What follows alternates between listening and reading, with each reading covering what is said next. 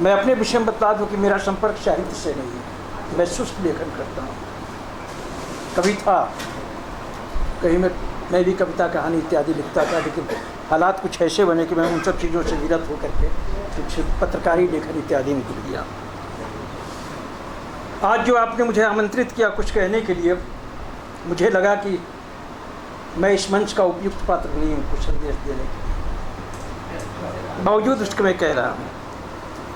मित्रों, मैं आपको याद दिलाना चाहता हूँ, मैं पिछले 3-4 महीनों से इस पर काम कर रहा हूँ। आप सभी साहित्य से जुड़े हुए हैं, एक्टिविज़म से जुड़े हुए हैं, बहुत से पॉलिटिकल एक्टिविस्ट भी हैं।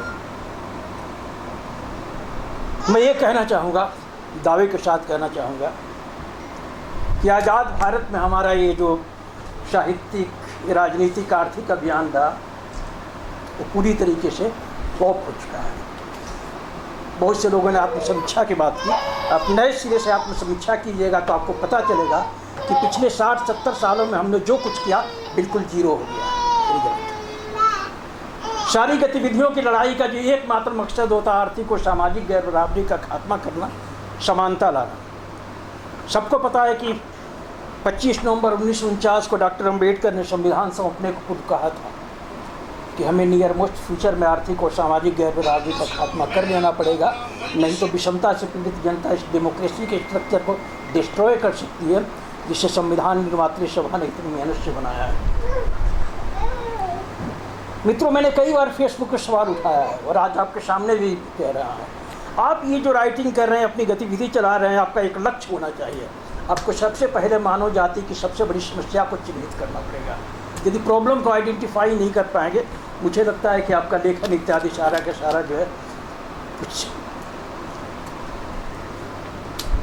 यदि ऐसा बात है तो मुझे लगता है कि हम लोगों को बहुत पहले चिन्हित कर लेना चाहिए था बाबा साहब के संकेत के आधार पर कि आर्थिक और सामाजिक गैर बराबरी जो है मानव जाति की सबसे बड़ी समस्या है। और इस सबसे पीड़ित समुदाय यदि कोई है तो वो है आपका दलित समुदाय।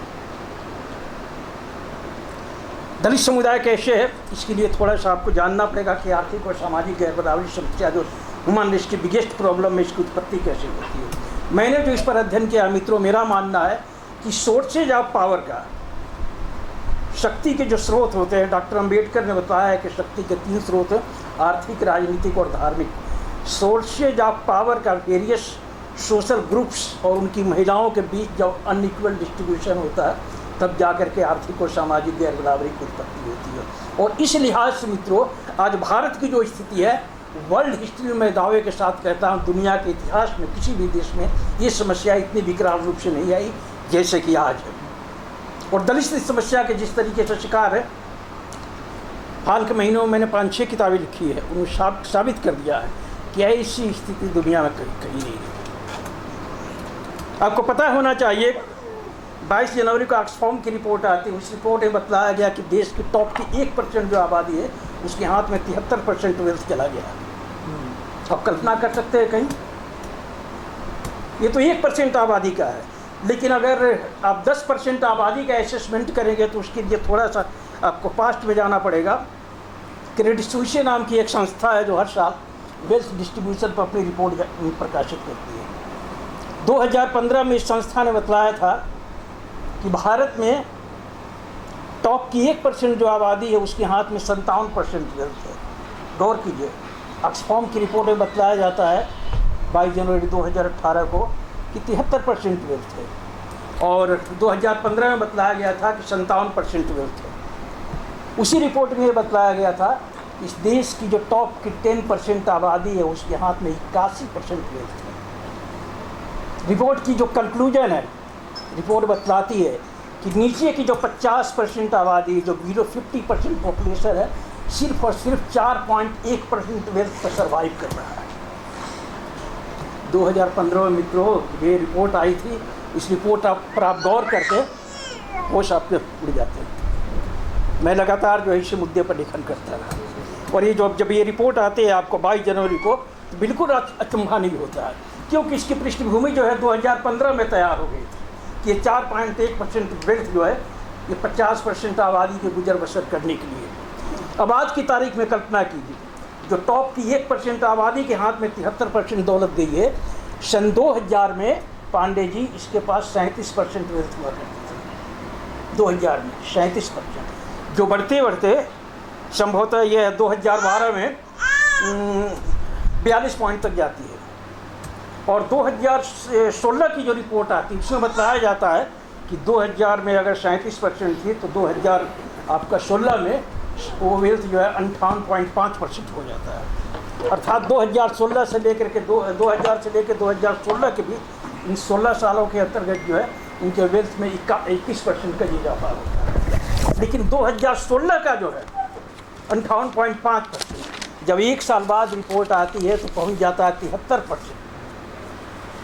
वर्ल्ड हिस्ट्री में किसी भी देश में जो है 1% आबादी के हाथ में इतना बड़ा इजाफा नहीं हुआ होगा, नहीं हुआ होगा। कितनी बड़ी बात है, कहीं कोई चिंता नहीं। मैं सहारा समय चैनल पर था, सामने जो बीजेपी के एक सांसद थे उनसे तर्क हो रहा था। उन्होंने कहा कि तुषार जी आप जो कह रहे हो सिर्फ आप कह रहे हो, कहीं इसकी चर्चा नहीं हो रही। मैं 15 मार्च 2018 से एक अभियान चला रहा हूँ, कैसे हो धन का न्यायपूर्ण बंटवारा।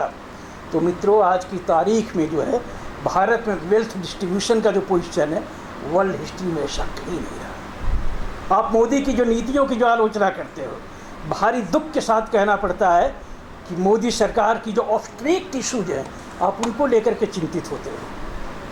इस सर ने कहा कि कुछ दिन पहले ही जो यहाँ पर जो ये जलाया गया, संविधान जलाया गया, मैं फेसबुक को देख के दंग रह गया। कितना रिएक्शन। मेरी उस पर छोटी सी टिप्पणी थी। मैं बोला कि जब तक आज का भारत आज के साउथ अफ्रीका में चेंज नहीं होता है तब तक ये चीज़ें होती रहेंगी।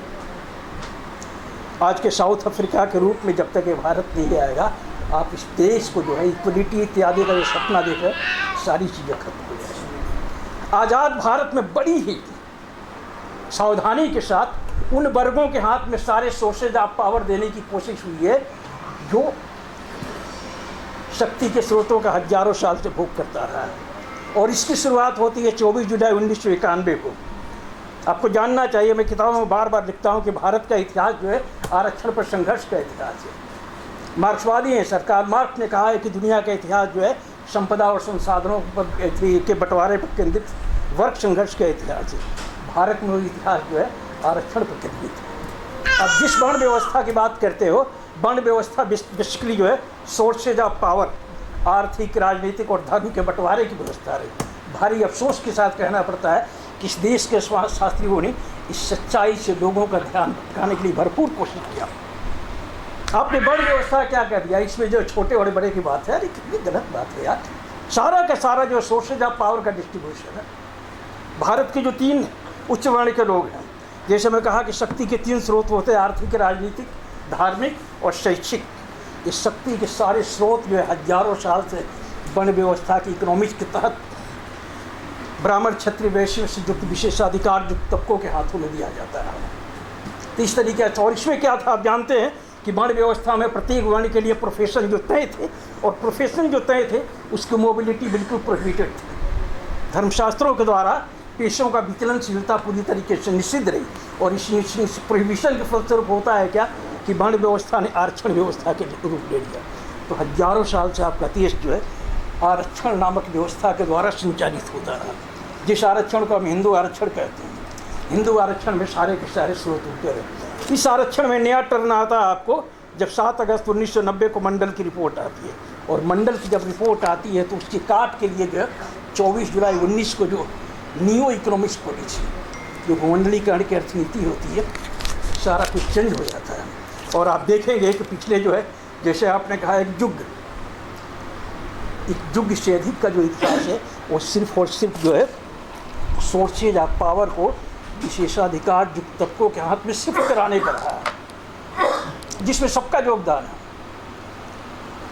नरसिम्हा राव शुरू करते हैं, उनके बाद जाइए अटल बिहारी वाजपेयी के बाद से डॉक्टर मनमोहन सिंह। ये बात और है कि नरेंद्र मोदी ने सबको फेल कर दिया है।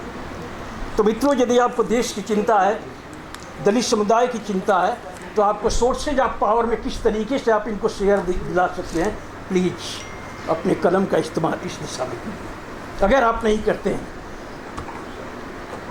मैं क्लियर कहता हूँ, ये रिपोर्ट आई है, उस रिपोर्ट के बाद से जो है सर आपको ध्यान दे के सुनना पड़ेगा कि उस रिपोर्ट के बाद से दलित, आदिवासी, पिछड़े और इनसे जो कन्वर्टेड तबके हैं वो सारे के सारे जो है गुलाम बनने जा रहे हैं नए सिरे से। इसमें दलितों के गुलामी के विषय में तो हमें कोई संदेह ही नहीं। मैं दावे के साथ कहता हूँ कि 5-6 सालों के बाद से आपको दलित जो है प्योर गुलाम के रूप में दिखाई पड़ेंगे। कारण ये कि इनके धनार्जन का जो एकमात्र स्रोत था नौकरी का खात्मा किया जा चुका है। 5 अगस्त को गडकरी का बयान आता है। गडकरी ने कहा नौकरियां खत्म हो चुकी है, आरक्षण का कोई मायने नहीं, तो सारा कुछ आपका खत्म हो चुका है। तो प्लीज़ यदि आपको समाज की चिंता है तो आप अपने इंटेलेक्ट को, अपनी कलम को सोर्सेज ऑफ पावर का वाजिब बंटवारे में लगाइए। कोशिश कीजिए कि किसी तरीके से जो है वंचित तबका है, संख्या अनुपात में नहीं तो काफ़ी हद तक इसको भागीदारी मिले। और इसके लिए ज़रूरी है कि आपको सारी चीज़ें जो है ले जाना पड़ेगा उस दिशा में जो जहाँ ये साउथ अफ्रीका है।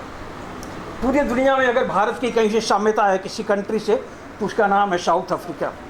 साउथ अफ्रीका में जैसे आप 85% की बात करते हो, 79% ब्लैक्स है, 12% कलर्ड है जो एशियाई मुल्कों से गए हैं, और 8 से 10% जो है वहाँ पर ये रहे, गोरे रहे। गोरों के हाथ में 80 से 90% जो है सोर्सेज ऑफ पावर है।